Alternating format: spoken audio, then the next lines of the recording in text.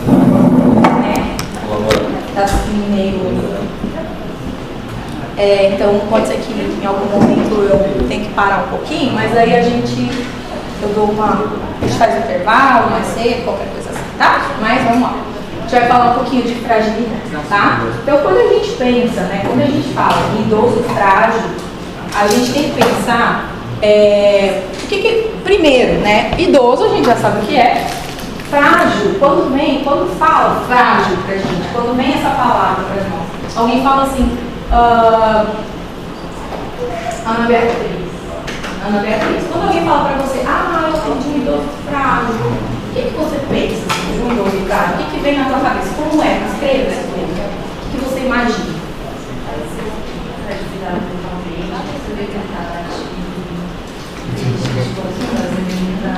Questão emocional, sim, você acha? É o que vem na tua cabeça, sim. A maioria coisa assim.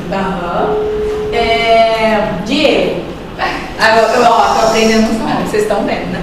Diego, quando fala idoso frágil pra você, o que vem na tua cabeça? Qual é a imagem do idoso frágil na tua cabeça? Acamado, consegue fazer as próprias atividades sem ajuda, muita medicação. Elber. Já tá sabendo bastante. Elber, idoso frágil pra você. Me fala, o que vem na tua cabeça? Como é que a imagem forma na tua cabeça do idoso frágil? O idoso frágil é isso aí, que precisa de auxílio para as suas atividades diárias. Claro. Idoso frágil, mesma coisa? Aquele idoso que precisa de ajuda. Ele é fraco? É um idoso fraco, sem força? Em relação à força? Não necessariamente. É um idoso assim que tem uma fragilidade que é óssea? Se cair, quebra. Eu acho que também, mas... É um idoso frágil assim que, tipo, se eu contar alguma coisa pra ele, ele não vai suportar, ele vai ficar muito mexido, sim? O que você já foi? A minha vida não pode cair. Não pode. É proibido. Idoso nenhum pode cair. Ninguém pode cair. Idoso nenhum. Então, na verdade, quando anteriormente, né, aquilo que o Diego comentou, o Elber, né, a fragilidade, quando a gente falava frágil, não só na medicina, não só no contexto da geriatria, mas no contexto da vida mesmo, né? A gente pensa mais a plaquinha aqui, né? A gente vai comprar alguma coisa que quebra facilmente e o correio vai voltar com a plaquinha, né? Frágil. Pode quebrar, né? Exatamente. A gente ainda tem que filmar dentro do pacote, porque, né, nem sempre eles vão ter o cuidado necessário. Então, assim, é aquilo que é fácil de quebrar, é aquilo que eu preciso ter muito cuidado para manusear, é aquilo que não pode molhar, é aquilo que eu tenho que manter uma certa posição, né? Virar para cima, enfim. Não posso colocar nada em cima, porque pode quebrar, pode danificar, né? Então, frágil no contexto da vida, mais ou menos isso. E aí, quando a gente traz esse contexto para a geriatria especificamente, antigamente, essa fragilidade, ela estava muito ligada com a questão funcional. Então, o idoso que tinha uma dependência, o idoso que era dependente para as suas atividades ou para qualquer atividade, ele era considerado frágil. Tá? Mas esse contexto ele veio mudando ao longo dos tempos, né? Porque deixou de ser uma coisa muito subjetiva, de olhar o paciente e pensar naquele idoso magrinho, aquele idoso que dá até medo de pegar, sabe? Aquele idoso que se eu colocar o estigma ali, apertar muito, ele vai quebrar meu braço, né? Ou aquele paciente que se eu se desequilibrar e cair, vai quebrar o osso. Ou aquele paciente que espirrou perto dele, ele vai ficar doente, né? Então é um paciente com a saúde muito frágil, é um paciente fraco, tá? Uma fraqueza do ponto de vista de saúde mesmo, tá? Então antes era mais relacionado a isso. E aí nas duas últimas décadas, né,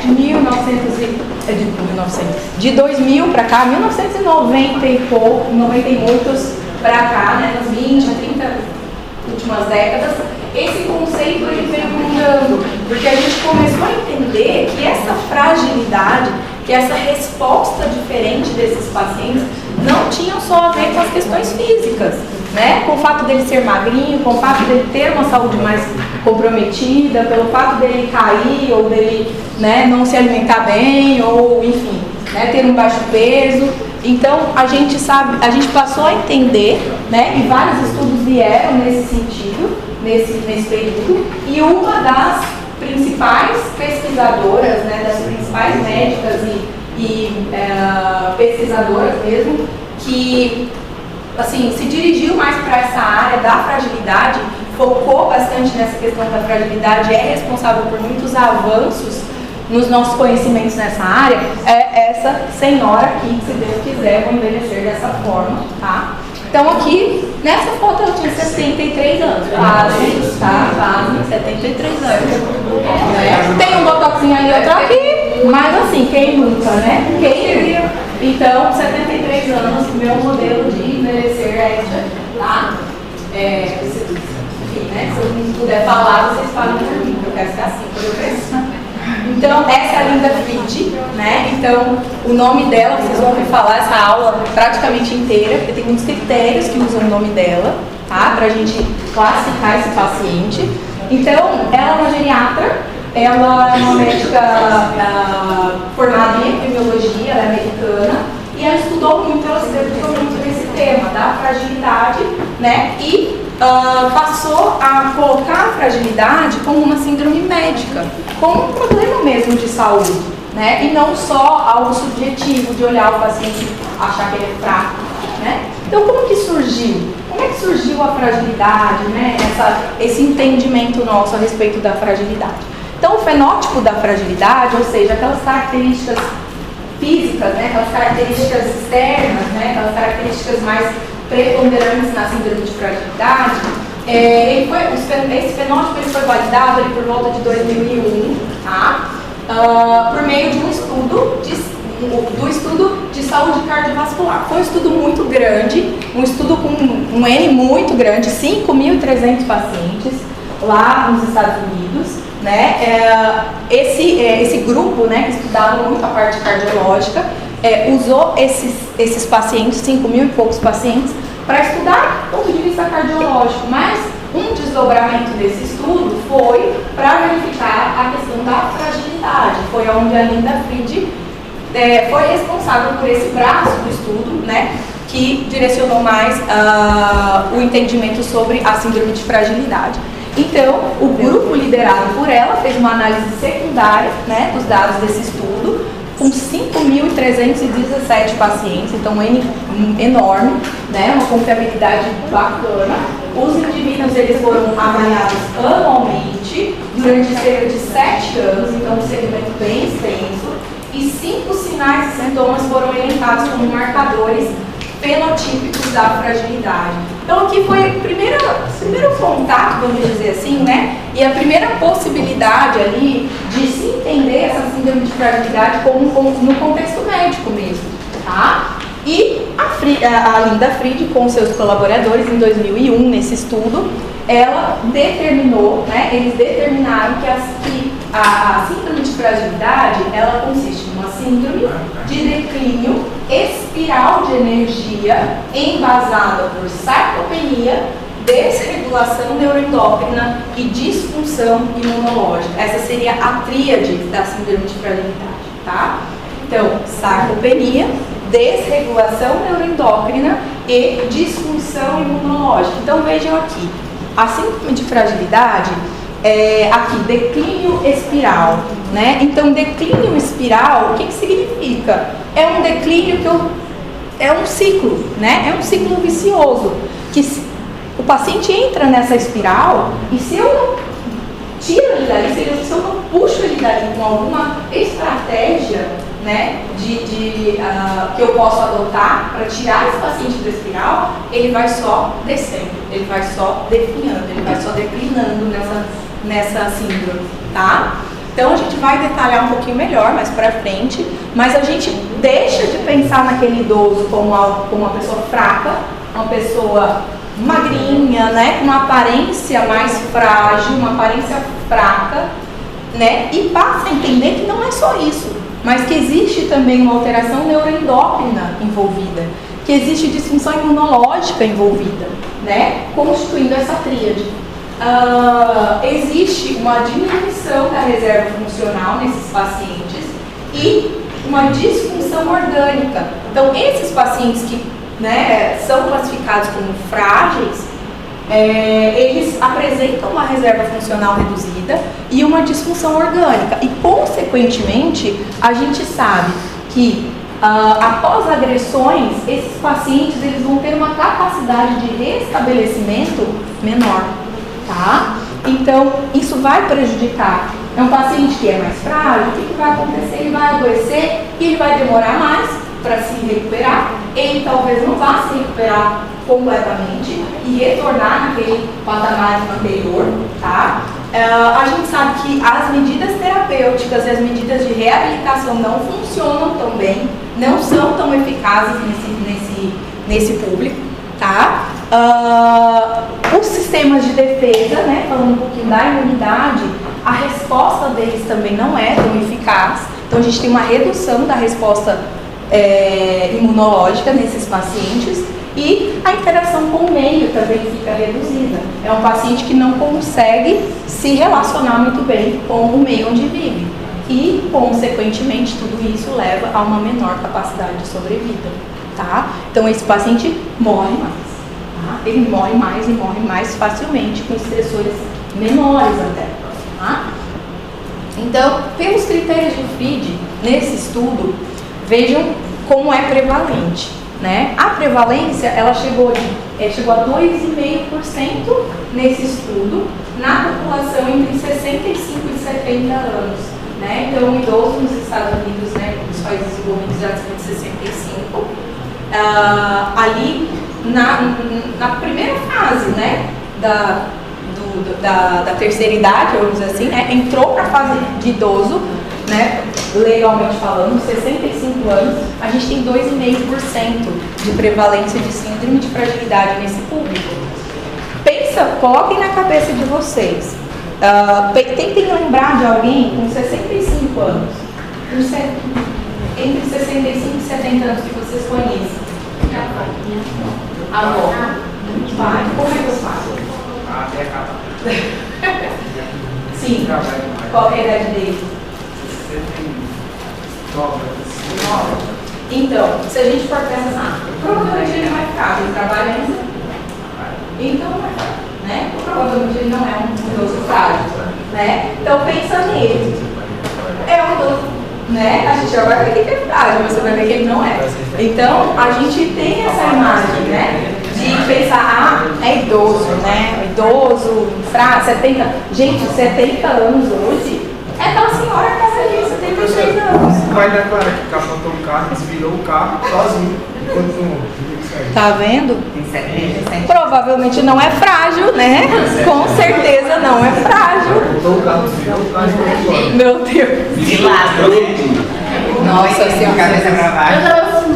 A gente ri pra não, né? Pra não puxar a orelha, né? Porque e essa prevalência ela pode chegar até mais de 30% naqueles pacientes acima de 90 anos. Então, quando a gente pensa num paciente com 90 anos, não sei se todo mundo aqui tem alguém próximo com 90 anos, eu não tenho, tem meus pacientes, né? Mas na família não tem muitos, pacientes tem muitos. Então, a gente pensar, né, que acima dos 90 anos, 1/3 pode estar nessa síndrome de fragilidade, pode ser diagnosticado, né, como frágil. Então, o que a gente pode chegar de conclusão? Que essa prevalência ela aumenta conforme a idade aumenta também. Tá? Então, a idade é um fator importante nessa fisiopatologia. A prevalência, além disso, está relacionada com o nível educacional, a idade mais avançada, a menor renda, o número de comorbidades e a dependência funcional desses pacientes e quedas. Então, tudo isso, todos esses fatores são fatores que aumentam a prevalência, né? Além da idade, né? Então, quando eu tenho a idade mais avançada e qualquer um desses fatores, eu aumento muito a chance desse paciente estar em uma síndrome de fragilidade. é mais comum em mulheres, né? E, em média, no mundo, metade dos idosos no mundo apresentam-se em fragilidade. Tá? Então, assim, parece, a fragilidade, ok, metade, bom, né? A gente ainda não tem uma real noção do que é essa síndrome de fragilidade, do quanto isso, o que isso acarreta na vida desses pacientes. A gente vai ver já.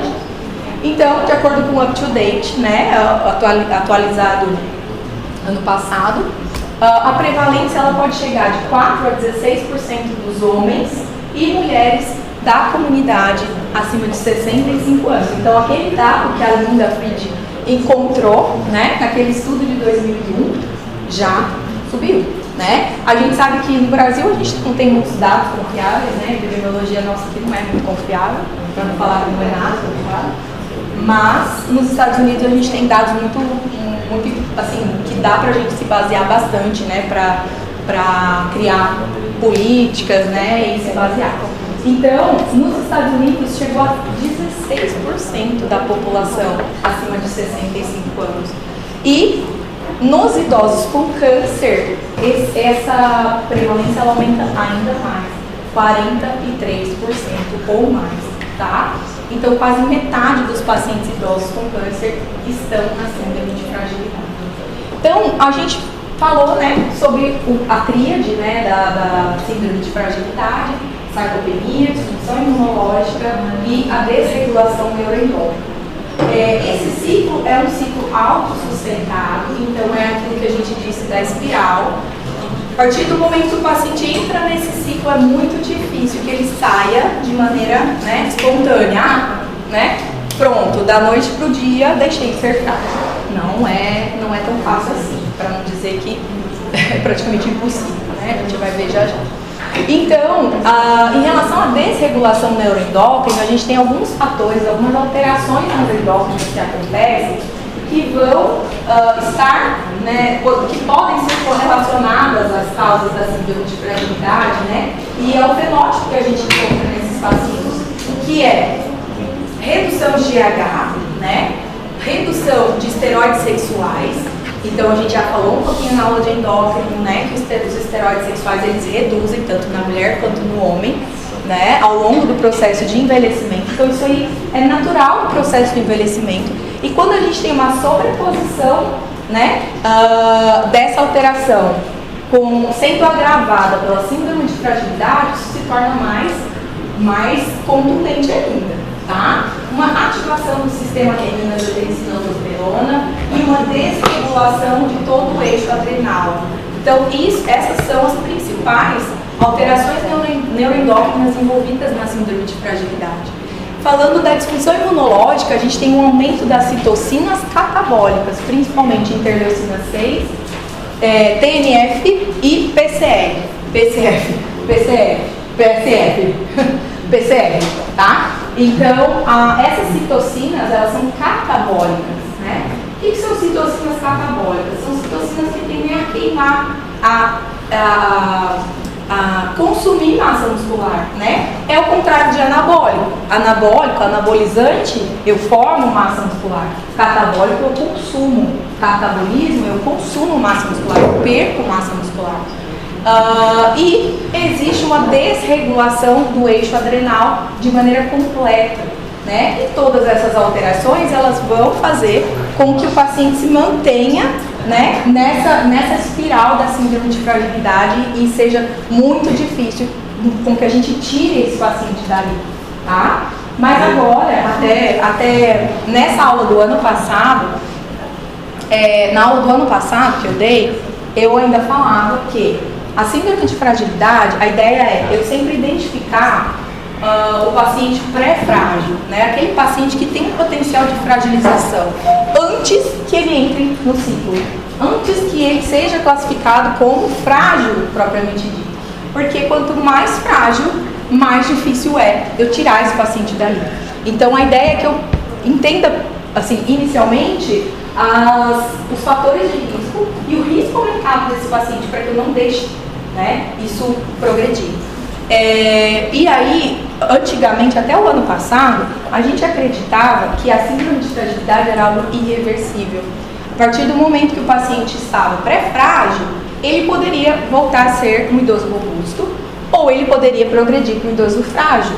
Mas ele, frágil, na medida que ele entra, né, que ele é classificado como idoso frágil, nós acreditávamos que isso era impossível, que era algo, né, assim, impossível que ele se recuperasse, que ele deixasse de ser frágil em algum momento.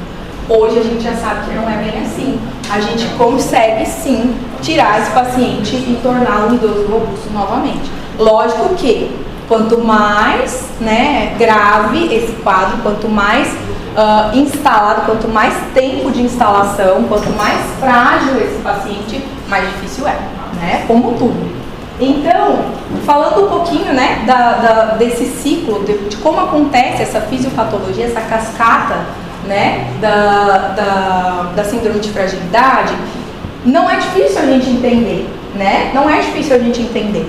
De maneira geral, eu tenho um paciente que vai apresentar alguns critérios da síndrome de fragilidade, que a gente vai mostrar agora, e que, por outros motivos, às vezes patológicos ou fisiológicos também, ele vai se manter nesse ciclo, ele vai se manter nessa síndrome por mais tempo e vai se debilitando cada vez mais, tá? Consumindo as suas reservas. Então, aqui, por exemplo, né, eu vou começar. Um idoso que tem uma baixa atividade física. Então, por exemplo, é um idoso que não faz atividade física, um idoso sedentário. Vocês conhecem algum idoso sedentário? Vocês conhecem algum jovem sedentário? Sim.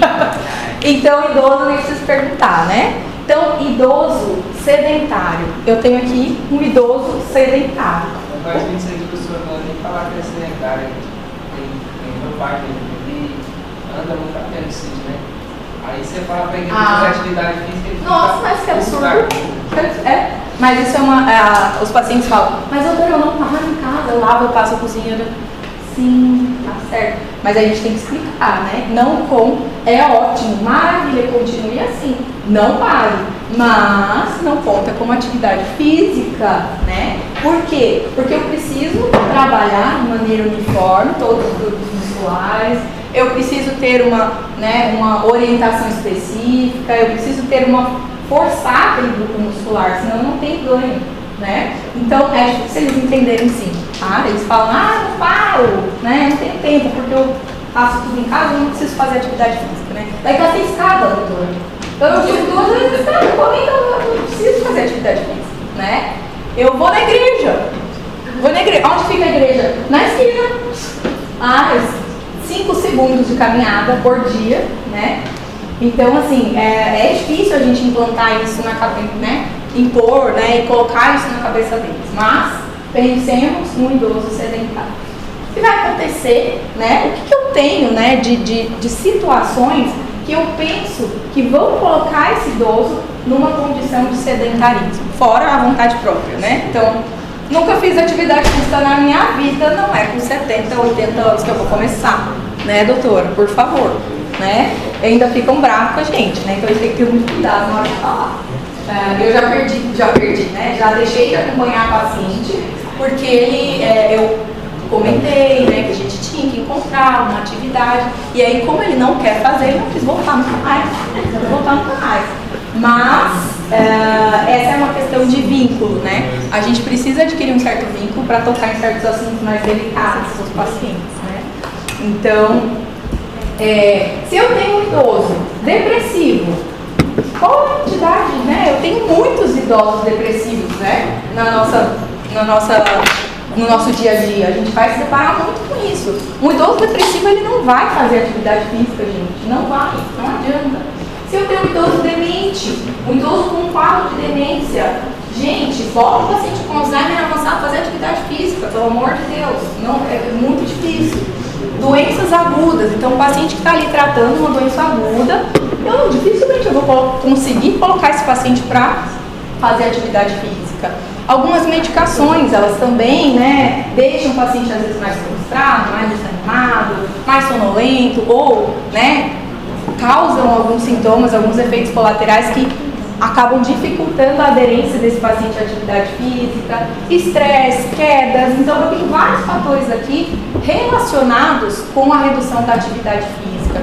Tudo isso aqui vai me levar a uma redução da atividade física, né? Então, é um paciente que, além de não querer fazer atividade física, ele pode estar em qualquer um desses diagnósticos, dessas situações que vai agravar essa inatividade física.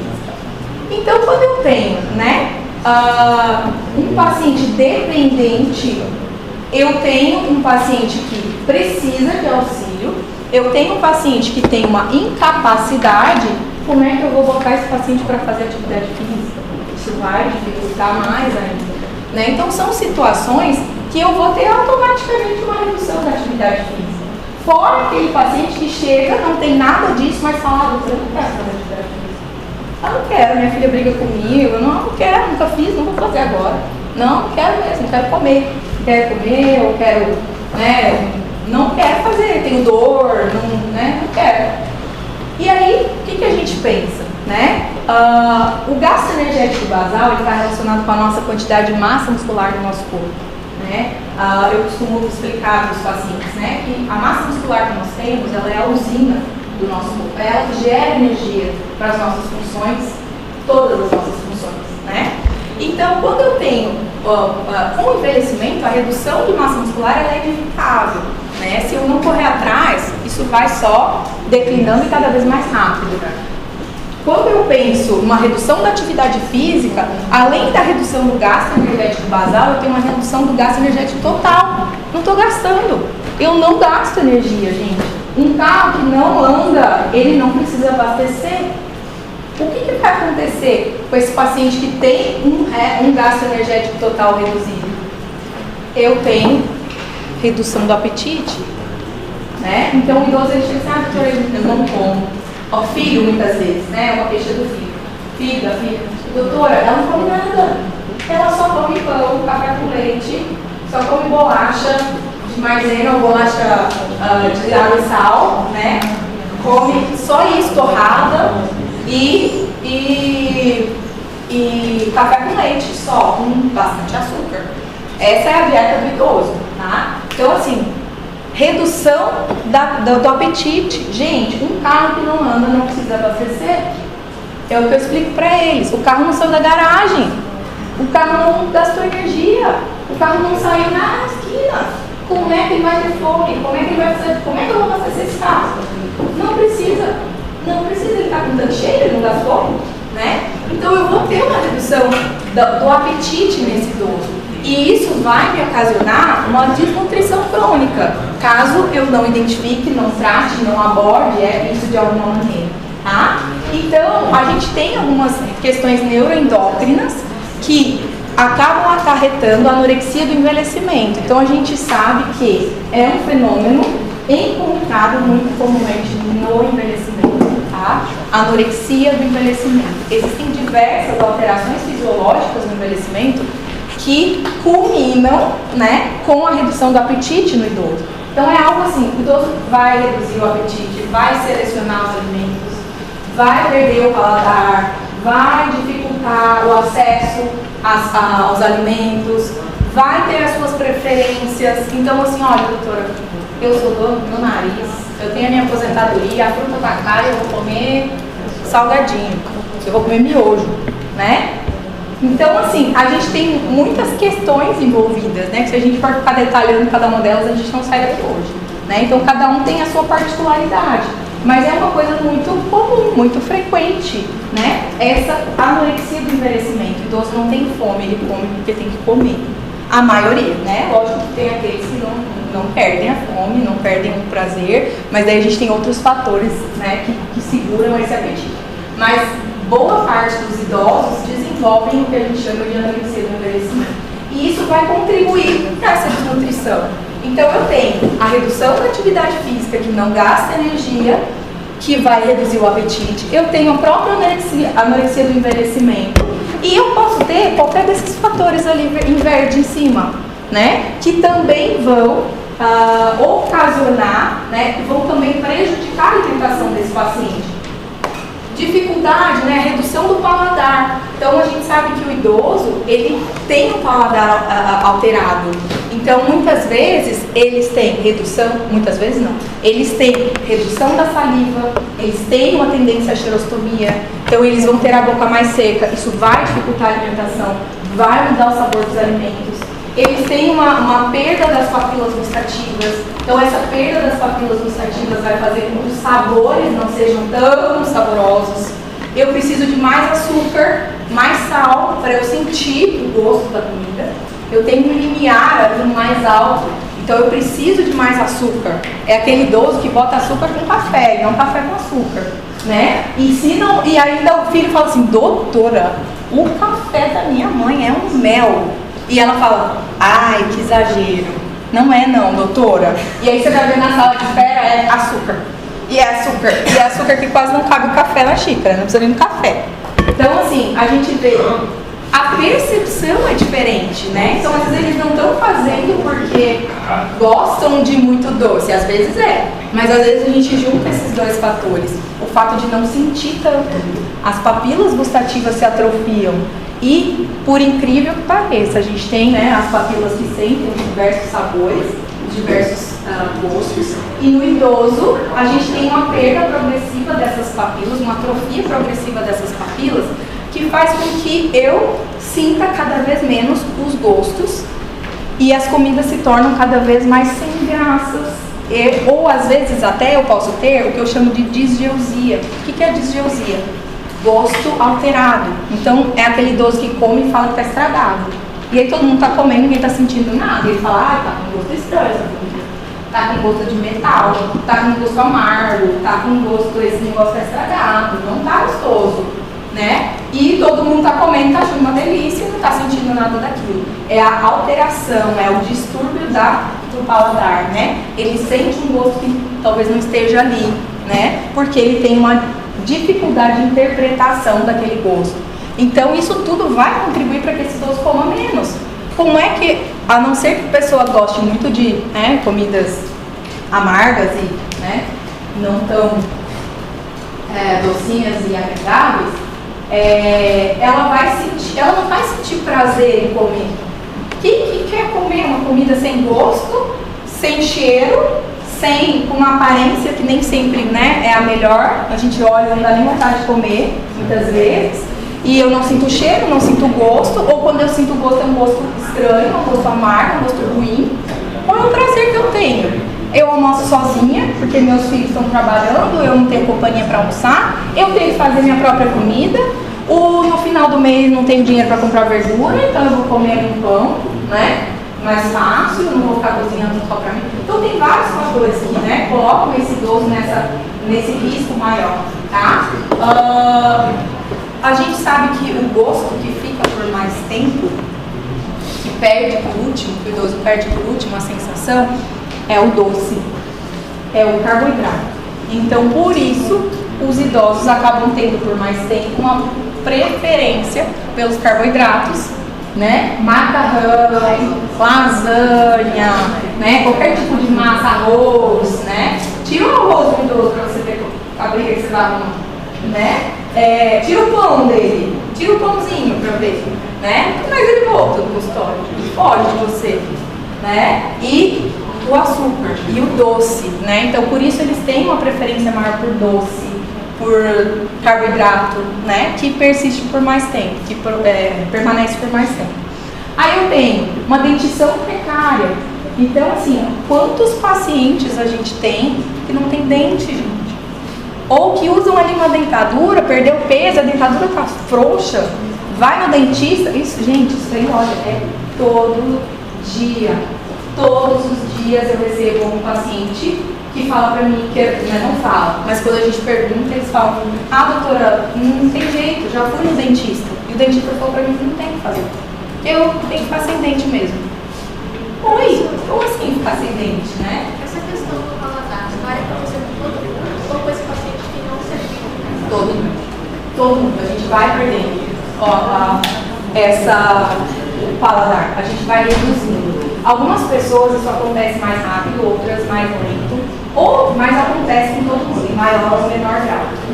Todas as alterações fisiológicas do envelhecimento, e essa é uma delas, vai acontecer com todo mundo que envelhece.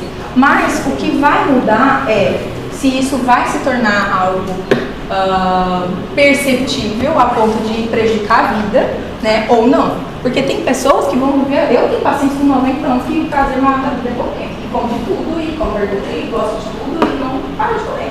Eu tenho pacientes que com 60 já não tem prazer. Mas é muito individual isso, sabe? É muito particular. Tenho pacientes que muitas vezes não é só isso que vai alterar o paladar.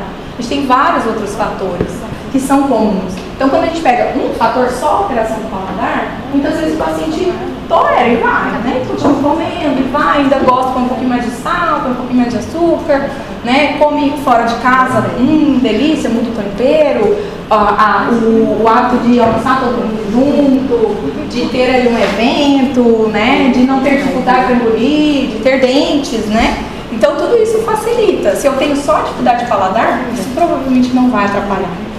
Mas, se eu tenho uma dificuldade de paladar e mais outros milhões de fatores, com certeza esse idoso vai ter risco maior. Professora, todos esses defeitos vão acontecer independente de estímulo? Quais alterações, por exemplo? Pressão de paladar, por exemplo? Sarcopenia, se não tiver estímulo. Sarcopenia não. Sarcopenia não é fisiológica. É uma confusão que geralmente todo mundo faz, né? Quando a gente pensa em sarcopenia é uma redução de massa muscular patológica. Quando a gente pensa numa perda de massa muscular, isso não é sarcopenia, tá? Então, a gente tem sim uma perda de massa muscular, redução progressiva de massa muscular. Mas se eu corro atrás, eu sinto isso por mais tempo. A gente vê idosos que fazem atividade física, não precisa ser, né, ultramaratonista, não precisa ser nada muito, né, absurdo, mas só manter uma atividade física, uma vida saudável, tudo isso, geralmente os pacientes mantêm massa muscular bacana. Eu tenho muitos pacientes que não têm uma sarcopenia, mas tem também os pacientes que entram já com sarcopenia.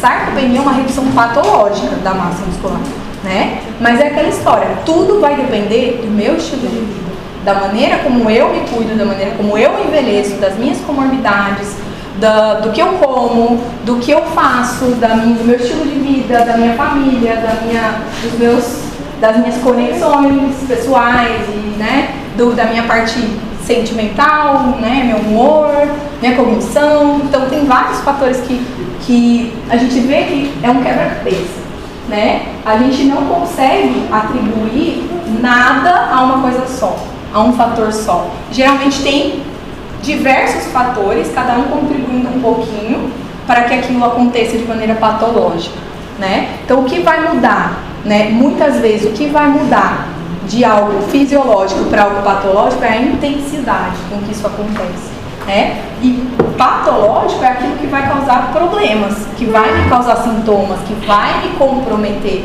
que vai comprometer a minha qualidade de vida, que vai comprometer a minha vida, né? Então isso é patológico. Agora, assim, por exemplo, perda de olfato,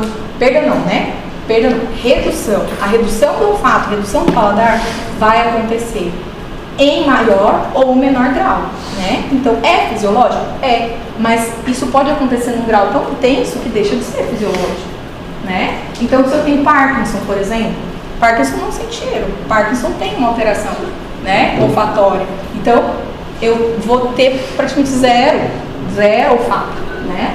Então, lógico que isso vai ser pior do que uma pessoa que perdeu somente pelo envelhecimento, né? Então, a gente tem vários fatores que se sobrepõem, tá?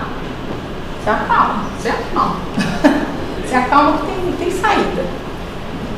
Então, se a gente for pensar, né, vários fatores, esses vários fatores vão só contribuir, vão só corroborar, né, essa desnutrição. Esse paciente se mantendo dessa maneira, a tendência é que ele entre numa desnutrição e que isso se torne crônico.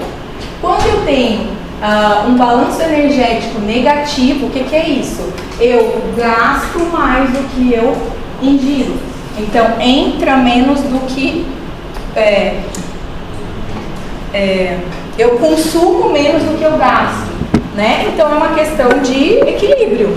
Se eu como mais do que eu gasto, eu vou engordar. Se eu como praticamente, né, assim, proporcional, como ali bem próximo do que eu gasto, eu vou manter meu peso. E se eu como menos do que eu gasto, eu vou perder peso. Então, nesses casos, o paciente vai comer menos. E ele também vai gastar menos. Mas isso, geralmente, a proporção é inversa. Eu tenho redução da ingestão e eu tenho redução do gasto. Mas, muitas vezes, o gasto ele ainda supera a ingestão. Então, eu ainda vou perder mais. E aí, vem a perda de peso. Esse balanço negativo vai me levar a uma perda de peso. E quando eu perco peso sem uma orientação adequada, sem uma dieta adequada, sem atividade física, sem um acompanhamento regular, o que vai embora? Músculo. E aí eu tendo a perder massa muscular num nível mais acentuado, causando sarcopenia, né? Então, além disso,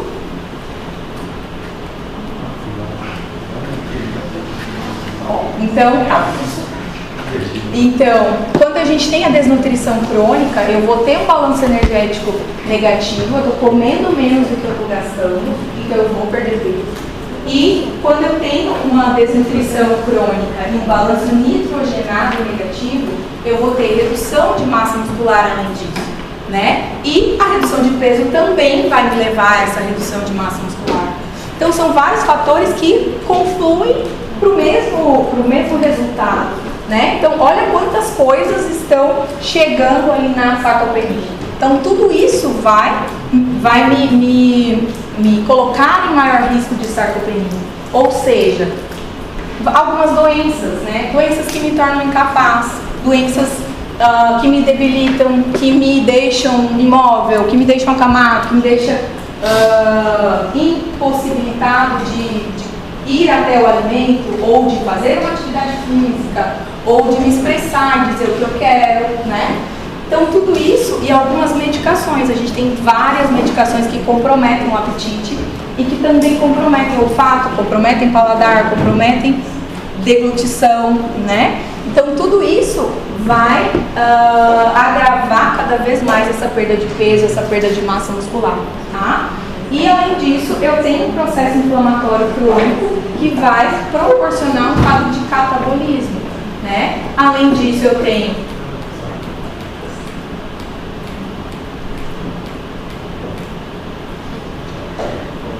vou parar aqui porque eu não sei se tem mais um. Se eu apertar, ele vai voltar lá no começo.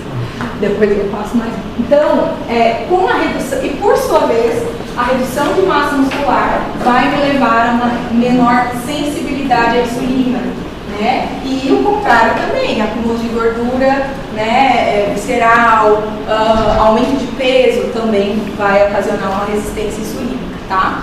Então, a redução de massa muscular vai reduzir a sensibilidade à insulina.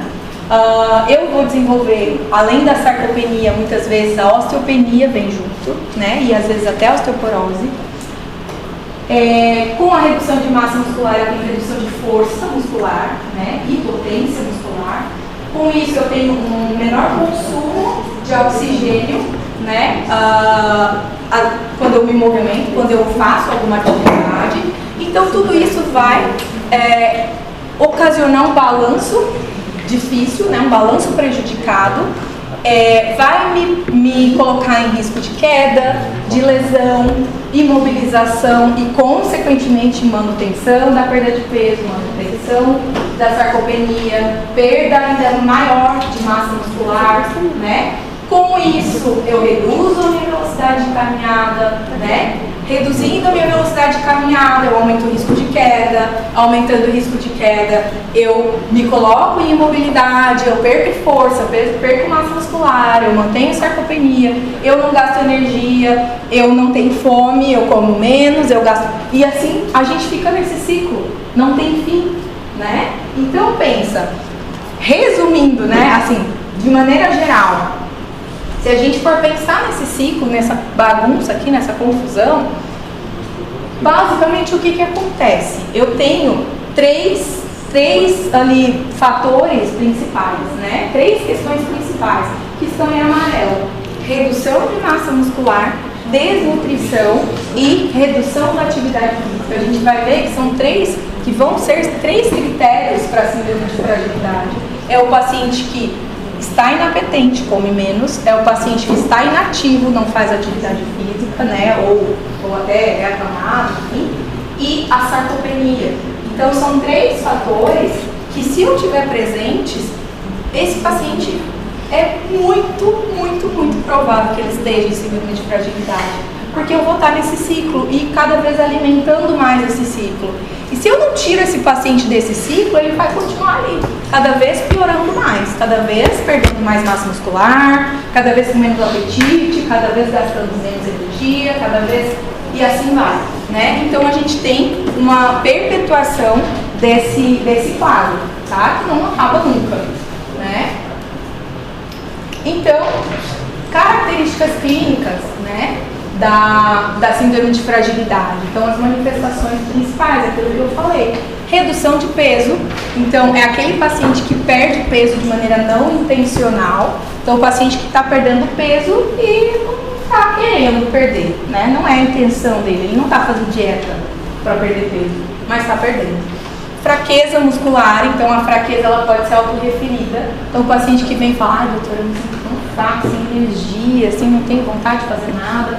Fadiga, né, também pode ser autorreferida. A gente tem alguns questionários, né, algumas maneiras de quantificar isso, mas pode ser, eu posso me basear no próprio relato do paciente. Redução da velocidade de marcha, então aquele paciente que tem um teste de marcha alterado, né? E redução da atividade física. Então, se eu tenho tudo isso aqui, gente, pensa, olhem todos esses fatores. Boa parte dos idosos estão aqui, né?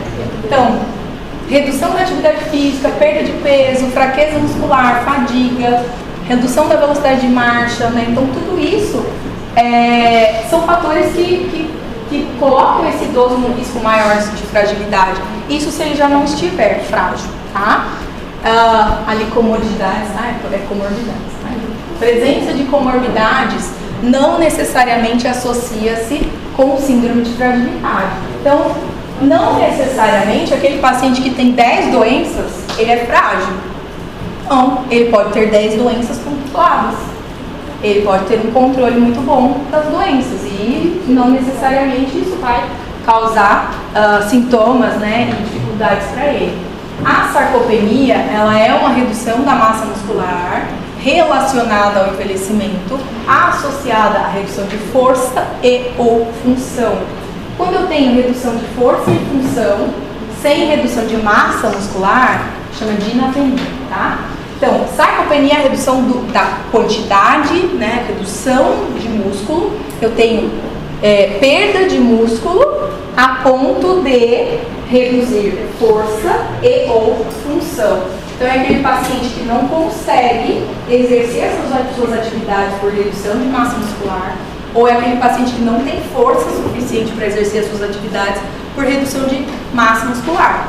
E dinapenia é aquele paciente que, por mais que tenha massa muscular preservada, ele não tem força, né? Então, geralmente, esses pacientes, eles não entram como síndrome de fragilidade, tá? Só a sarcopenia.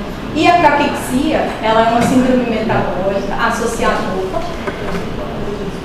à doença, caracterizada pela perda muscular com ou sem perda de massa gorda, né, de gordura, e geralmente é induzida por alguma doença crônica, por exemplo, câncer, insuficiência cardíaca, DPLC. Então, pense, desnutrição, um idoso, né, ou qualquer pessoa, né, que eu pego. Fulano, né, um idoso desnutrido e um idoso caquético são coisas diferentes, tá? Caquexia geralmente é algo irreversível, a tendência, né? Porque eu tenho uma doença crônica em atividade que, por algum motivo, eu não estou conseguindo controlar essa doença a ponto de manter massa muscular, manter peso, manter massa gorda nesse paciente.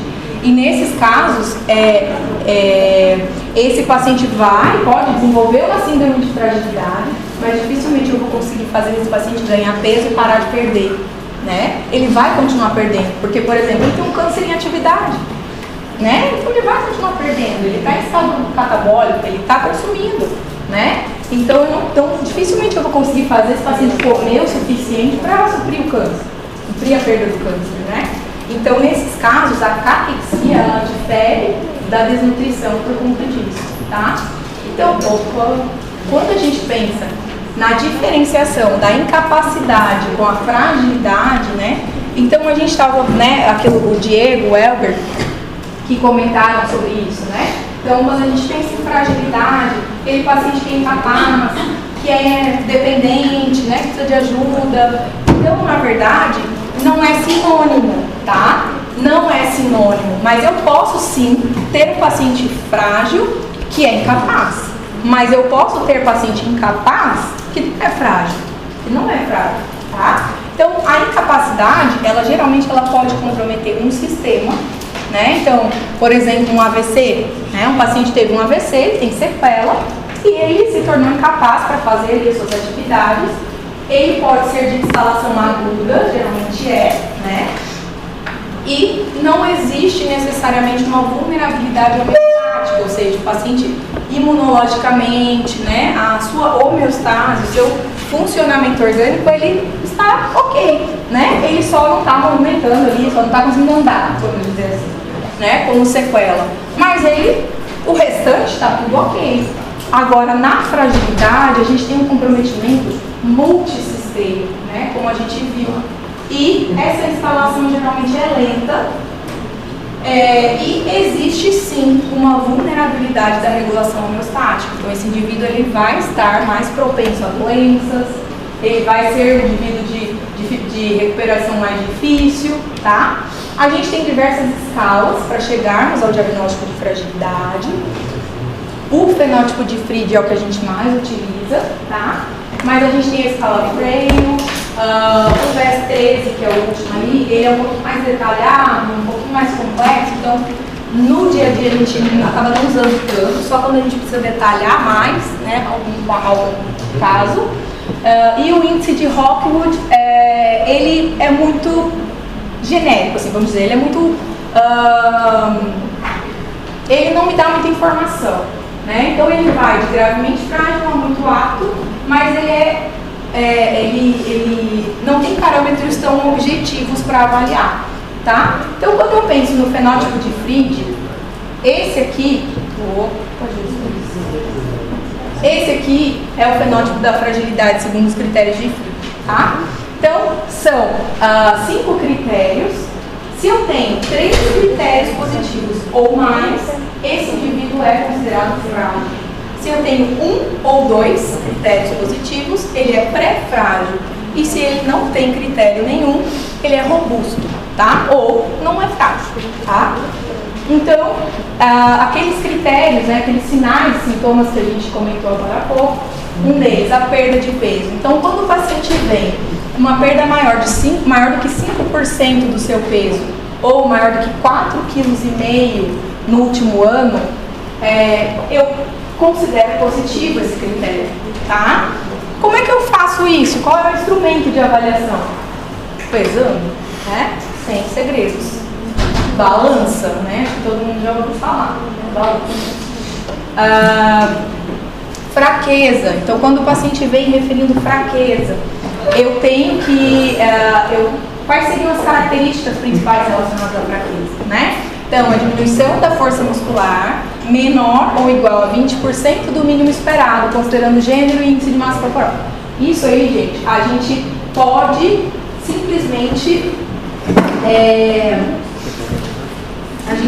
simplesmente se basear na fraqueza autorreferida, tá? Então, o paciente vem com sintomas de fraqueza, mas a fraqueza, ela é uma fraqueza muscular, ela não é uma fraqueza de desânimo, né? Não é uma fraqueza de mal-estar, de tristeza, né? Porque muitas vezes eles falam fraqueza, mas a gente tem que se basear numa fraqueza relacionada à massa muscular. A gente tem o dinamômetro, né? Que é aquele, eu já trouxe pra vocês, né? Não? Não trouxe pra vocês? É aquele de apertar e ver a força? Trouxe não? Capaz, eu vou trazer então na próxima aula. Ele é um dinamômetro, né? Ele é como se fosse uma manoplazinha, uma manivelazinha, que ele mede a força de pressão palmar. Então o paciente ele tem que apertar o máximo, mais forte possível que ele conseguir, e esse aparelho vai me dar a quantidade, né, de força, então em quilograma-força desse paciente. Então a gente tem tabelas, isso não precisa decorar nada, né? Então acima de X para mulheres, com índice de massa corporal adequado, é considerado normal, força de pressão palmar. Então eu posso me basear, eu vou me basear aqui uma redução, quando esse paciente está com a força de pressão palmar abaixo do normal, eu posso checar ali, né, a fraqueza como um critério positivo, tá? Então aqui, só para vocês saberem, então é diferente para homens e mulheres, é diferente de acordo com o IMC do paciente, tá? Então, por exemplo, para homens, geralmente abaixo de 29 kg força é considerado patológico, né? Anormal, vamos dizer assim, reduzido. E para mulheres abaixo de 17, de maneira geral, né? Menor resistência física seria uma queixa clínica, né? Uma queixa do paciente. Ai, doutora, tudo que eu fazia antes, agora parece que eu faço, mas eu fico tão cansada. Parece que antes eu limpava a casa em um dia. Agora eu preciso de 3 dias para limpar e olha lá, ainda fico muito cansada. Então a resistência física ela passa a ser reduzida, né? E eu tenho alguns questionários para avaliar isso. Um deles é o CESD, que é esse que está falando na frente ali. Mas muitas vezes eu posso me basear no relato do paciente também, como triagem, né? Depois eu vou me aprofundar mais. Então, por exemplo, né, alguns dos critérios que estão aí nesse questionário. O senhor sentiu não conseguir melhorar seu estado de ânimo, mesmo com a ajuda de familiares e amigos? O senhor sentiu-se, quando comparado a outras pessoas, tendo tanto valor quanto a maioria delas? Então, ele pesa tanto questões de humor, né, quanto questões físicas mesmo. Tá, né? Calor demais, né? Achei que era só eu. Tá um modo calor lá fora, chega aqui dentro. A lentidão, né, é outro sintoma. Então, a lentidão é outro sintoma. É aquele paciente que vai apresentar uma marcha mais lenta. E a gente vai considerar como valores, né, aqueles do tempo de caminhada, né? A gente pode usar o TUG, né, que é o Get Up and Go, aquele que a gente descreveu na prova, né? Ou então o tempo de caminhada de 5 metros. E, na verdade, a gente não usa tanto no consultório, porque geralmente os consultórios não têm 5 metros, tá? Hoje em dia os consultórios têm, só se for de altura, né? Porque é tudo bem pequenininho. Então a gente tem dificuldade de usar esse, a gente usa mais o TUG, que são 3 metros, tá? A gente tem a redução do nível de atividade física, então existe uma medida, né, ali do gasto energético, mas isso não é necessário. Aquele paciente que não faz atividade física, basicamente tem uma redução da atividade, né, do nível de atividade física. E aí os critérios vão me dizer. Quando eu penso em tratamento, já está terminando. Quando eu penso em tratamento,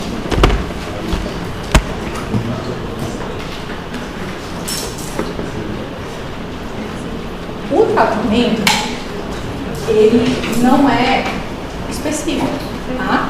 Eu não tenho um medicamento só assim, diagnóstico, síndrome de fragilidade, tratamento, X, tal remédio. Não tem. O tratamento, ele é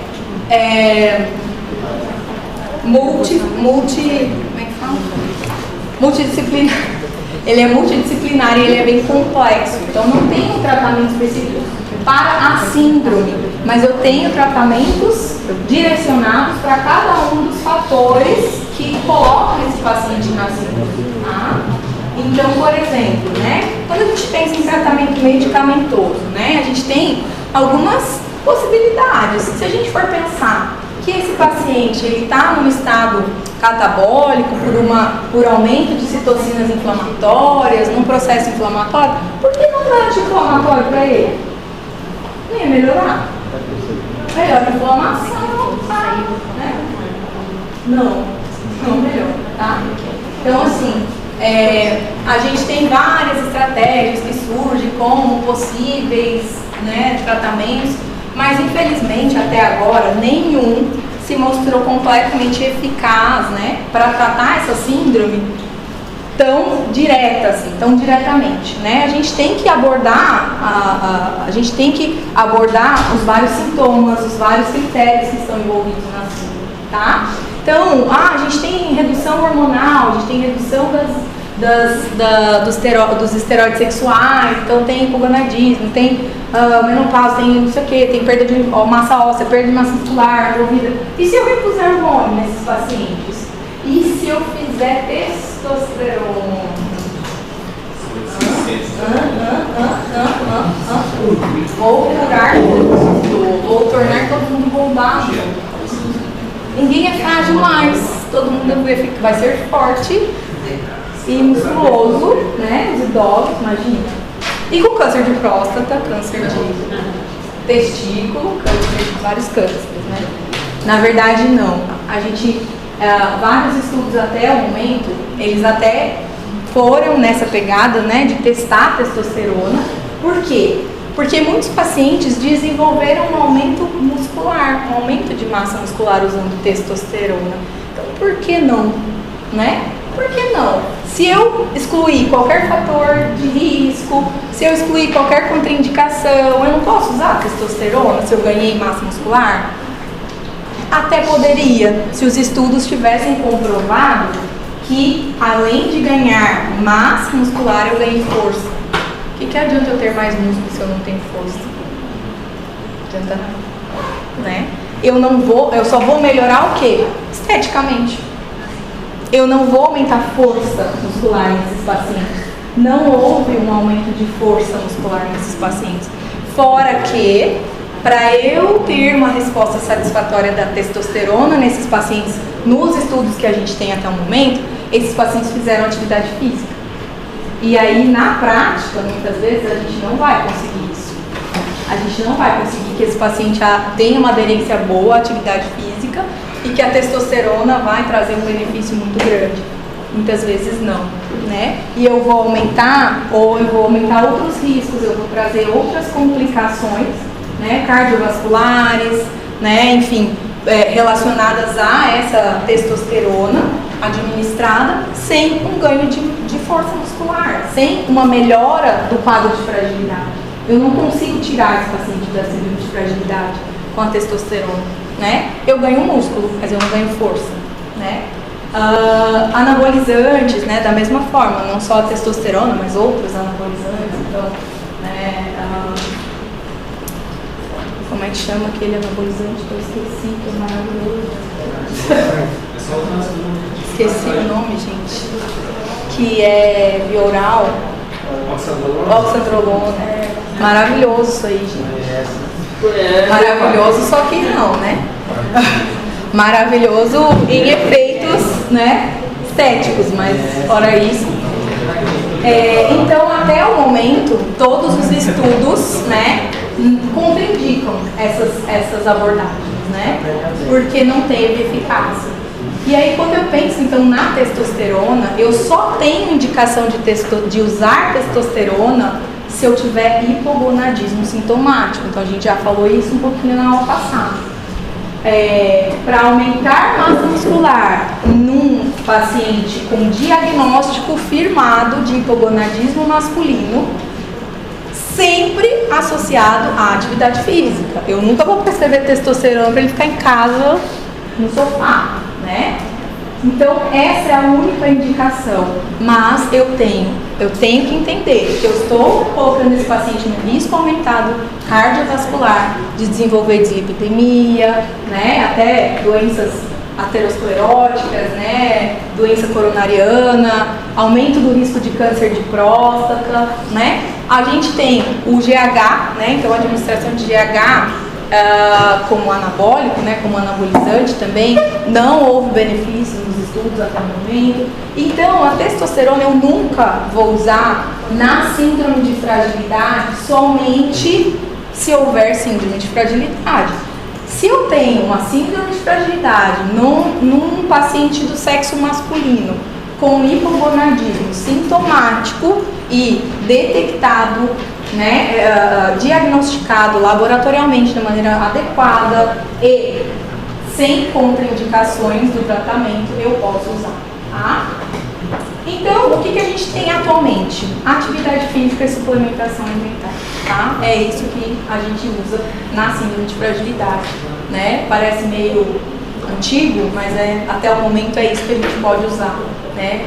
De maneira cientificamente comprovada, né? E ética, tá? Então, as intervenções atualmente propostas é a atividade física com o objetivo de aumentar a massa muscular. Basicamente, esse treino ele tem que ter, né, treinamento de força, então atividade resistida, né, exercícios de flexibilidade, equilíbrio e capacidade aeróbica. Mas pensando em ganho de massa muscular, eu tenho que ter treino resistido. Tá? Aeróbico, caminhada, não vai me ajudar em nada na síndrome de fragilidade, tá? Só caminhada. Se o paciente fizer caminhada e, sei lá, pilates, funcional, calistenia, essas coisas, crossfit, né? Aí tudo bem, mas só a caminhada não vai me ajudar em nada no ganho de massa muscular, tá? Então, é a estratégia que é mais estudada atualmente e a gente sempre tem que associar a suplementação alimentar, tá? Então, aqui, quando necessário, mas geralmente é sempre necessário, porque o idoso não come proteína, não ingere a quantidade de proteínas adequada. Então, a quantidade qual é? 0,8 a 1,2 gramas de proteína por quilo dia, tá? Então, por exemplo, se eu tenho um paciente de 70 quilos, né, eu preciso de 8 gramas,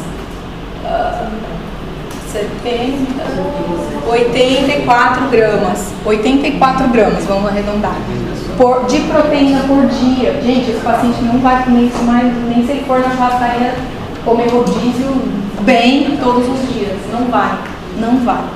Então, assim, a gente precisa muitas vezes suplementar, tá?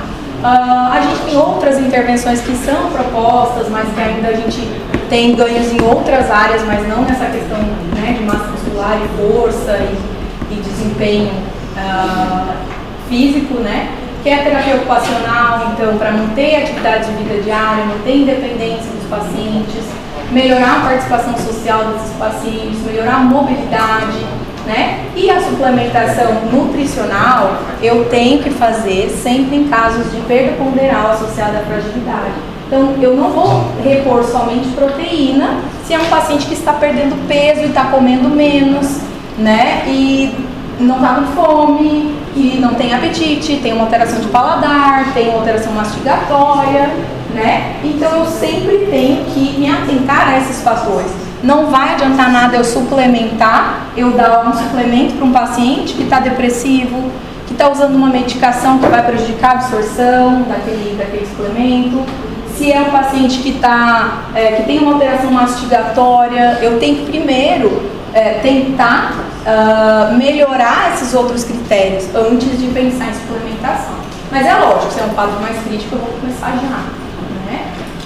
A vitamina D, né, a gente precisa suplementar, geralmente para esses pacientes, de 800 a 1000 unidades por dia.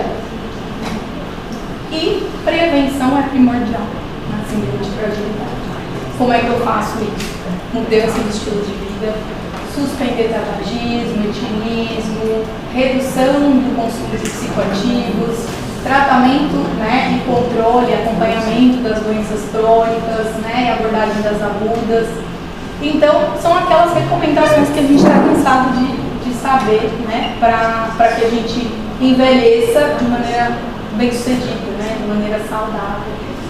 Então, quando a gente pensa, né, no envelhecimento bem-sucedido, é isso aqui que a gente quer, né, é o do lado direito e não do lado esquerdo, né?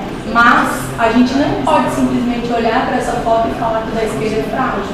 A gente precisa de mais detalhes, mais informações para eu caracterizar esse paciente como frágil. Porque muitas vezes quando a gente pensa no idoso frágil, é aquilo ali que vem na cabeça da gente, né? Dúvidas? Professor, eu não entendi. Uso psicoativo, mas lá naquele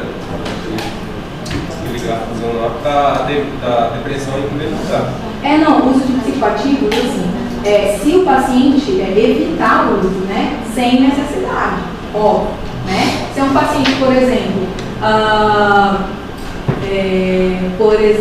que tem um quadro depressivo, às vezes está usando diversas medicações, às vezes medicação que tira o apetite, né? Então, assim, primeiro eu vou tentar organizar a prescrição desse paciente, porque o que é mais fisiológico?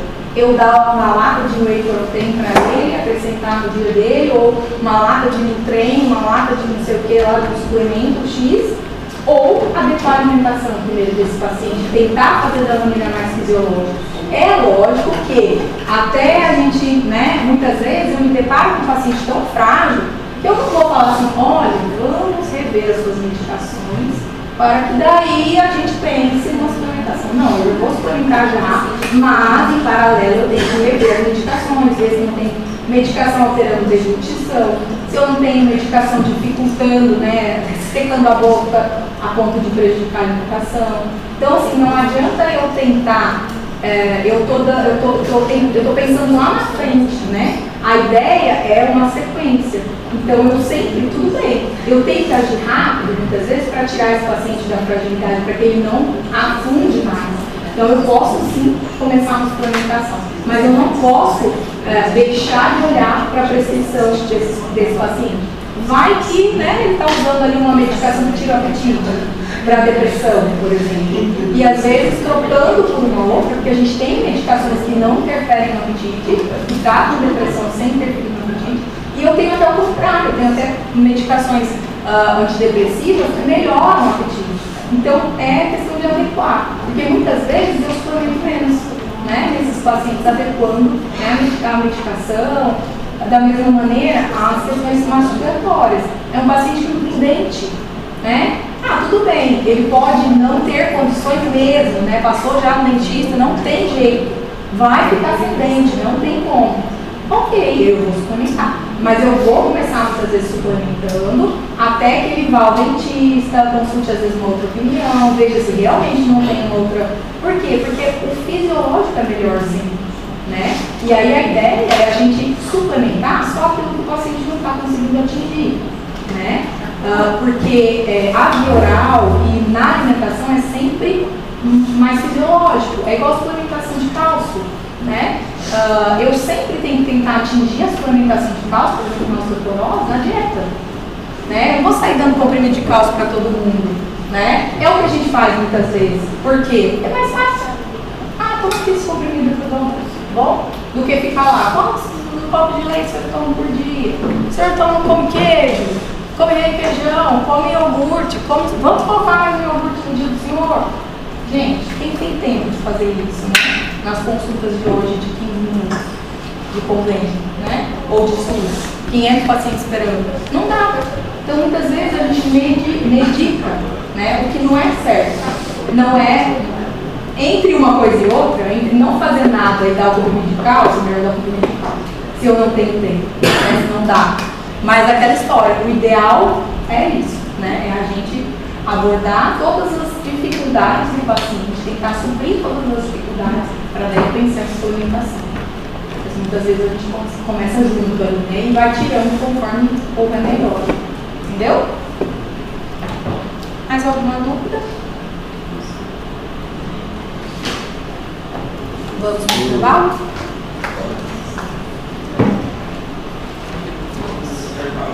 Dê um exemplo aí, professor. Oi? Se a gente tem que focar nisso aí para essa prova. E tem que focar? Aqueles critérios lá. Nos critérios, nos 5 critérios, e saber que pelo menos 3 fazem o diagnóstico, tá? Eu preciso ter 3 critérios. Tem que saber aquelas pontuações? Não precisa, sabendo os critérios, sabendo os sintomas ali, né? Os sinais e sintomas ali na primeira coluna e sabendo, por exemplo, né, que, por exemplo, o paciente vem com 3 queixas daquela, se souber, melhor, mas é lógico que não é, nem eu sei, né? Assim, dados de força de pressão palmar, né, de corte, o valor de corte para todos os pacientes. Não tem como saber. Então, assim, só saber que 3 critérios daquele fazem diagnóstico. 3, pelo menos 3, né? 3 ou mais, tá bom? Aí saber que o tratamento, né, ele tem que abordar ali as diferentes áreas. E na prática é muito isso que acontece. O tratamento que fixou para mim foi e é só atividade física e associar a suplementação. Exatamente. E aquela outra questão da terapia ocupacional não? A terapia ocupacional é mais para manter funcionalidade, né? Porque na síndrome de fragilidade a gente não tem só a parte motora envolvida, né? Se é um paciente... E o que eu escrevo? Se eu for falar qual é o tratamento, eu vou só falar atividade física, associar a suplementação. Sim, atividade física resistida, suplementação de proteína, aí tem que saber, tá? Não precisa colocar, por exemplo, 0,8 a 1,2 grama quilo dia, mas pode colocar uma média, por exemplo, 1 grama quilo dia, né, em média, aproximadamente. Da proteína. Né, da proteína, porque precisa saber, tá? Isso aí vocês precisam saber qual é a quantidade de proteína que o paciente precisa. Porque senão todo paciente está consumindo proteína, né? Então, querendo ou não, como é que eu vou saber que precisa suplementar ou não? Né? E aí a questão também da vitamina D, que eu preciso suplementar, né, nesses pacientes.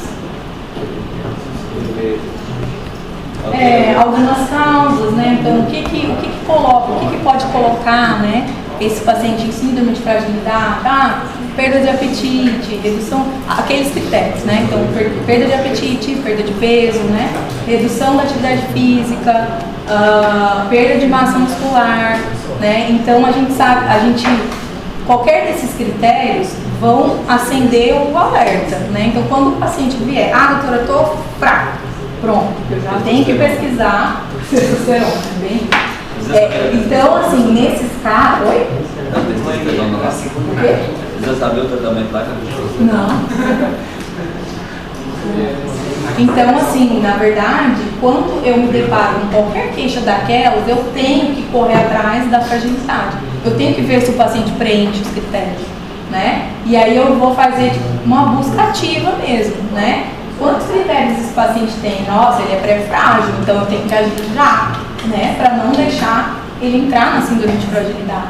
E é isso que a gente faz todos os dias no consultório, né? O paciente muitas vezes vem com 1, 2 queixas, uma às vezes se confirma, outra não, mas a gente sabe que isso é muito comum no idoso, então a gente tem que ficar atento. Ele vem com 1 ou 2, é pré-frágil. 2, né? 2. 3 ou mais ele já é frágil, né? Nenhum critério ele é robusto, né? Que ele não é frágil. Você é o que? Fratura? Hã? O que é? Fratura isso aí? Não, é da aula de hoje. Tudo bem com você? Boa tarde, tudo bem? É o verde. É os critérios diagnósticos. Critérios diagnósticos. Então, naquela tabelinha. Naquela tabelinha de hoje, tá? Hoje.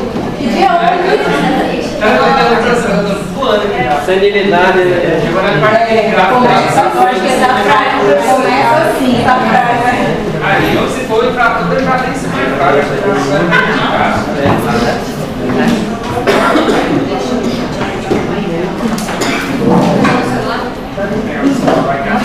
Teve algumas mulheres que depois eu fui e aí eu até perguntei algumas pessoas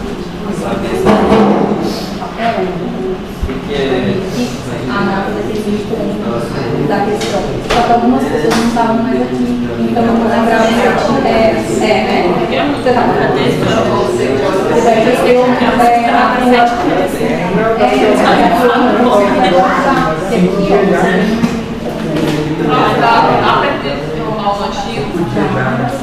aqui, ó. Vamos sair desse calor aqui. Sei que tá quem pediu pra gente engasgar. Olha, dessa vez não foi eu não. Eu vou comprar uma blusa pra vocês. É porque Pelo amor de Deus, velho. vou tirar o quê? Aqui pra não confirmar se vai ganhar entendeu? Dessa vez não foi eu, não, cara. Levou a nossa última tem vermelho? Ah, não, vermelho não. Alguém tem caneta vermelha? Aqui, Graças a Deus. É a menina. Mais provável que seja.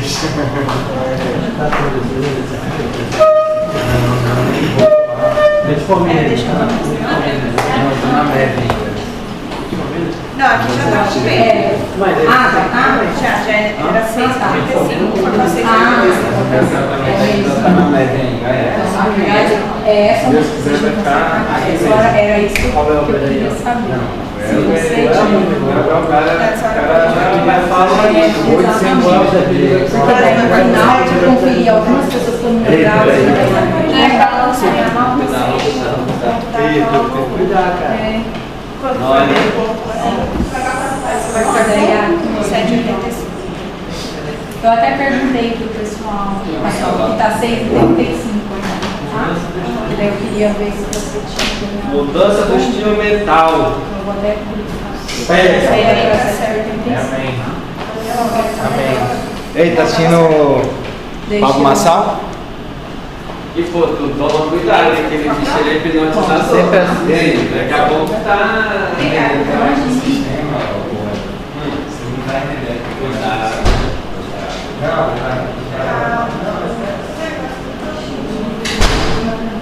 Pega os seus produtos.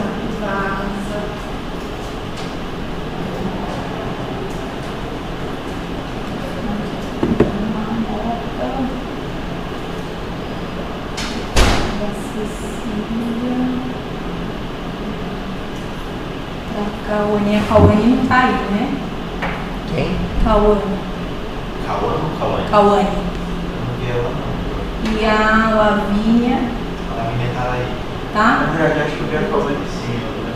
Eu preciso só ver com elas a nota, se a nota delas saiu certo no portal, porque eu fiquei na dúvida se elas tinham ganhado e pontuado a questão. Depois eu vejo com elas. A Lavínia, a Cauane, a Amanda, que mais? Eu acho que não ganhei, não. Hã? Acho que não ganhei, não. Não, deixa eu ver.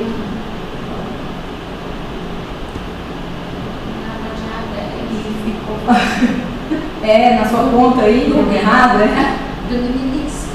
Deu 10, né? Na tua conta, 30. Então, ficou faltando a Cauane, Lavínia, Marielza, Bruna e a Tassiana. Depois eu preciso ver com elas só.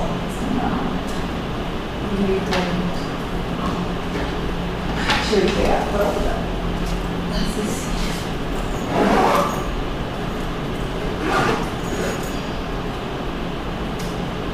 Gente, tá calor aqui mesmo, né? Foi, gente, será que eu tô... Tá aqui. Tá desligado, certo? É que eu sou tão calorento que às vezes só eu sinto o calor e eu olho para as pessoas e eu fico tranquila. Eu falei, gente, deve ser eu, né? Porque eu sempre tenho mais calor que todo mundo.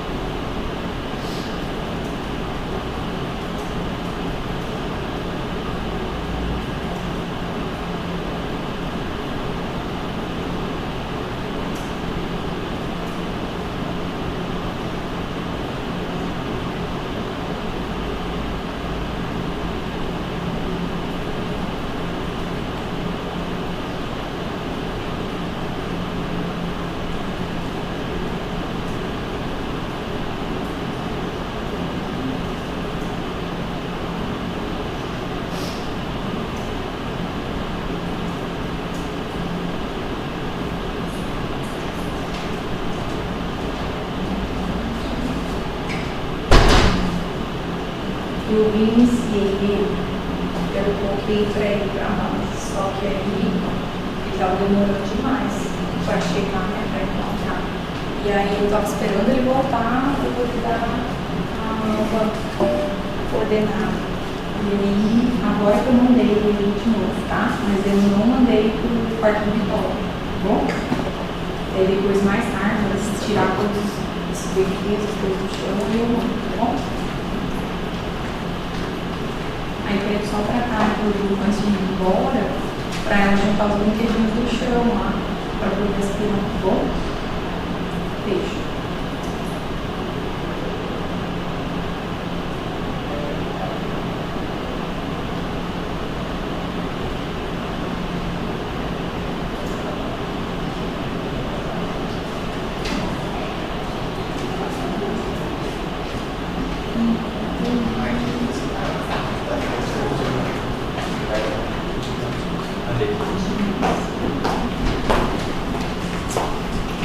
Tornado.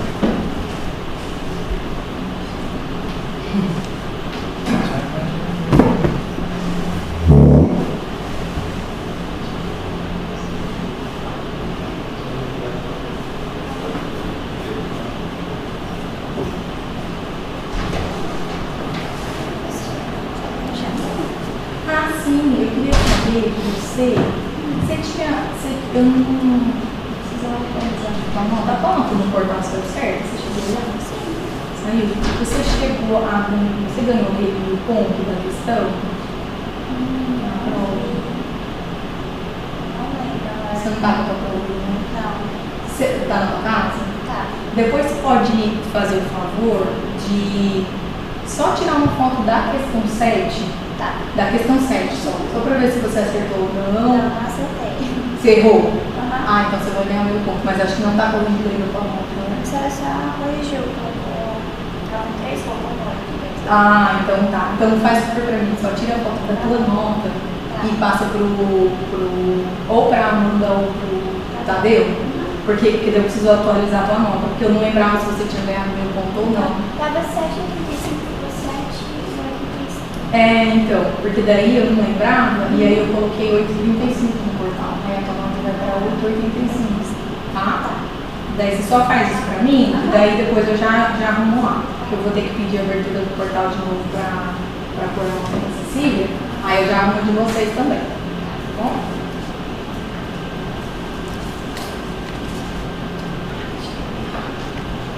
Alguém tem caneta vermelha?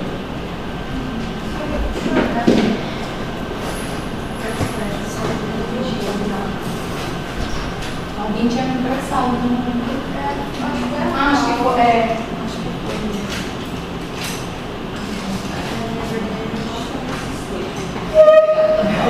Você pode.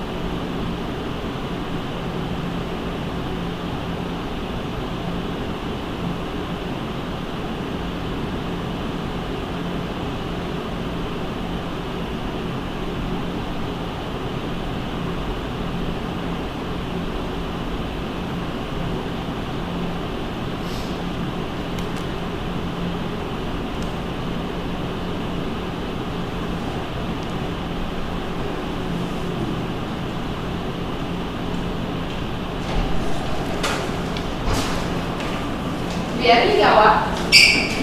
Mano do céu. Eu só um pouquinho, mas acho que não, né? Veio não, né? Tem alguém nessa mesa aqui? Eu vou aqui.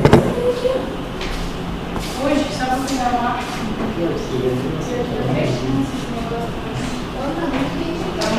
Eu acho que esse cara que louco, porque eu acho que não para de ligar. Ele veio ligar e foi embora e não para de ligar.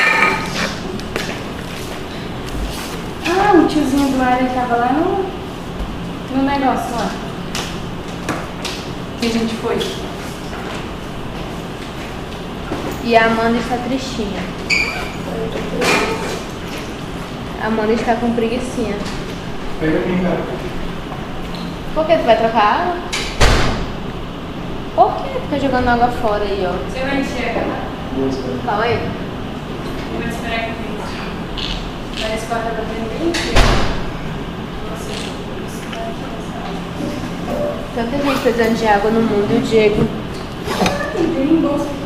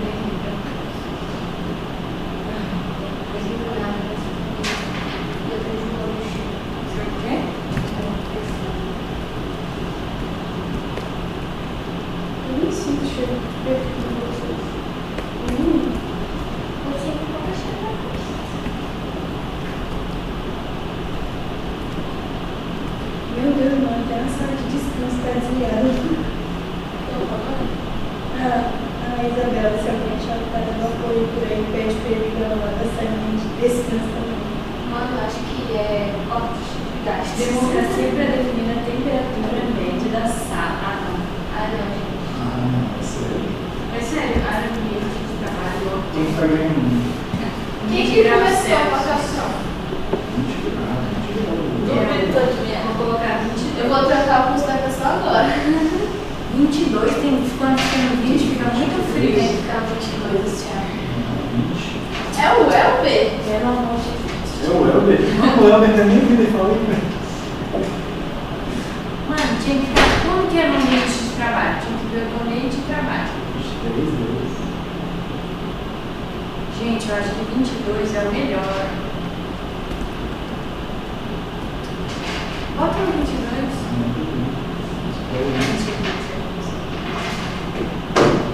Você falar 22 do Bolsonaro vai perder? Mano, 22. Vai nada.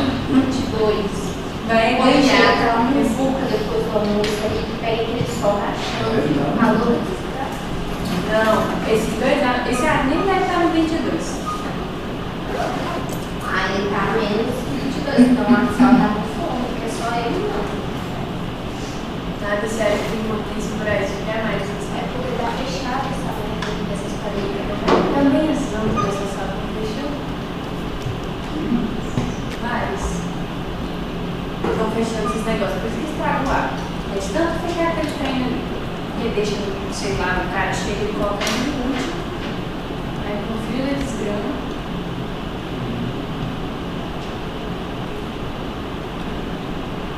Bota o 3. O outro 22.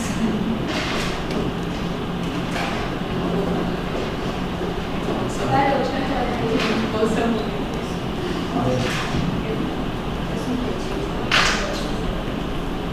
Aí aqui faz o L. Vai fazer o L. Tá lá. Os pontos. E das que vem rapidinho.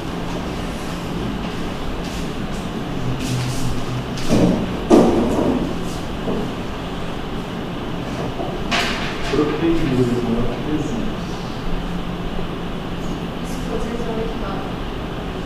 Uma pessoa material. Vai ficar 6 por 9. Não existente. Isso é verdade.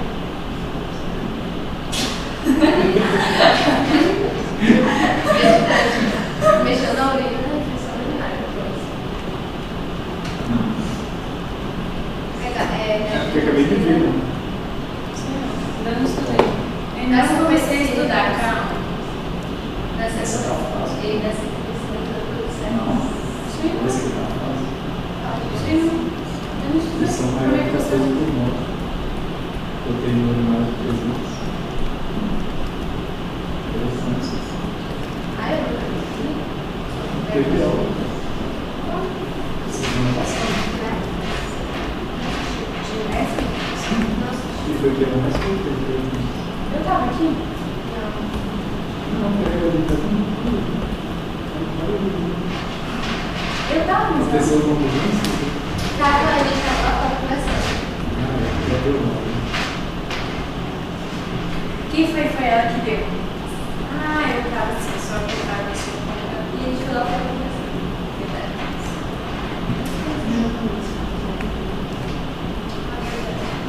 E eu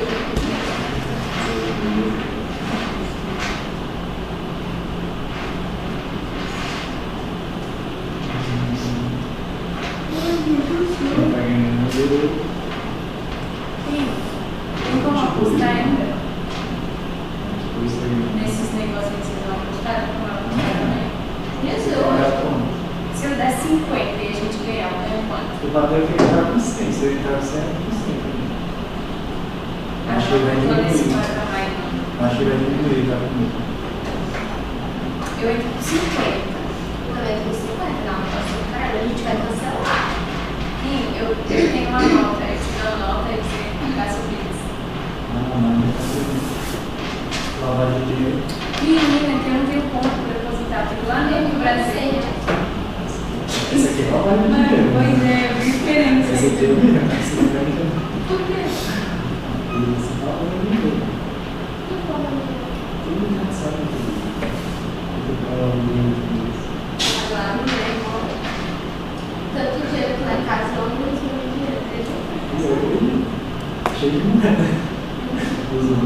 Ou é uma assim,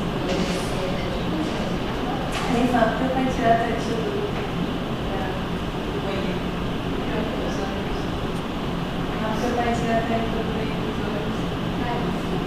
Tentar ir pro banheiro mesmo, vocês sabem disso não. Mas é. Você para na rodoviária.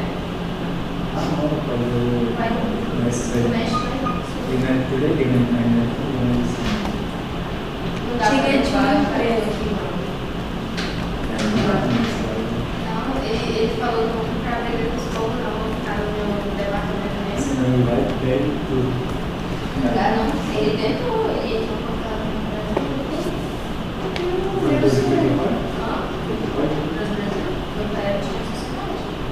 eles entraram e colocaram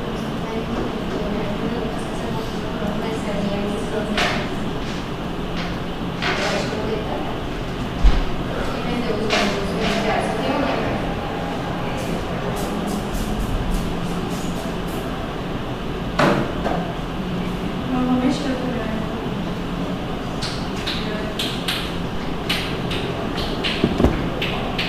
não tem mais final do isso. Ele vendia no nosso. Tinha até umas velhas lá em novela, tem mais. E trabalham com nada. Com nada. Ele trabalha. Mentira. Nossa. Coitado, se ele tivesse 1% daquele ali. Consegue chamar o pessoal para a gente jogar? Esse trabalho também. Pode lembrar que o do não consegue trabalhar. Mas O pessoal pagava. viagem lá, mas não é muito legal. A gente tem um jeito de ver, nem gosta.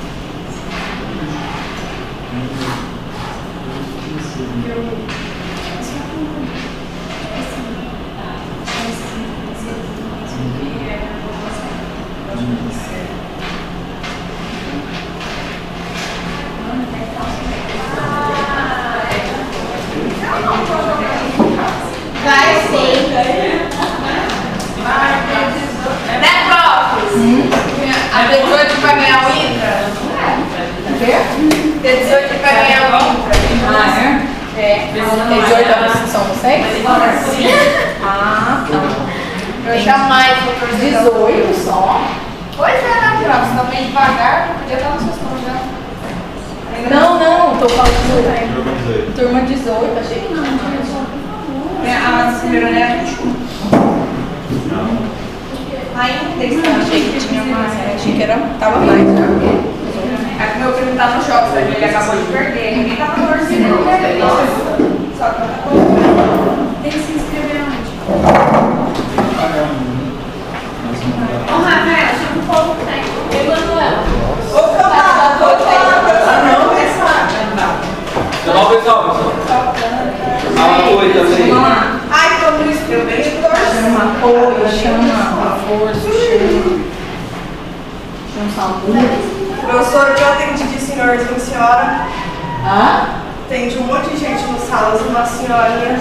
É? Aí eu falava, senhora, toma aqui remédio. Eu vou te buscar. Dentro da bolsinha.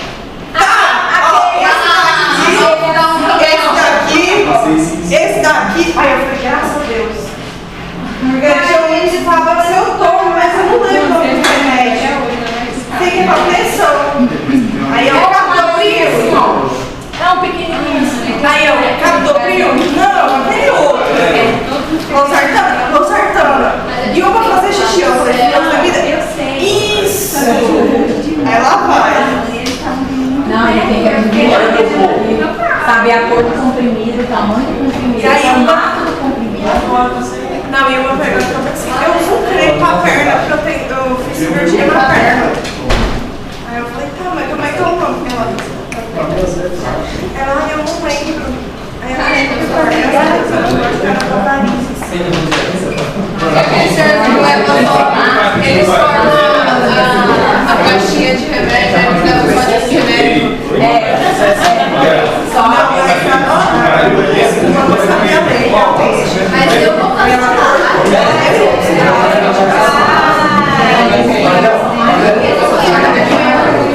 Só que vocês têm certeza. Aí a Adriana não foi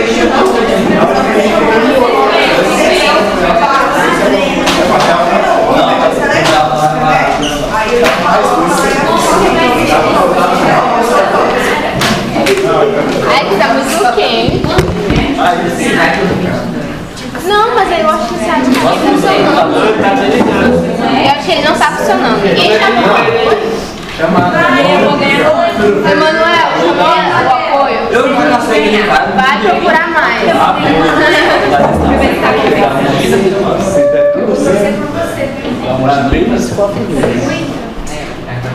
Vamos lá, pessoal.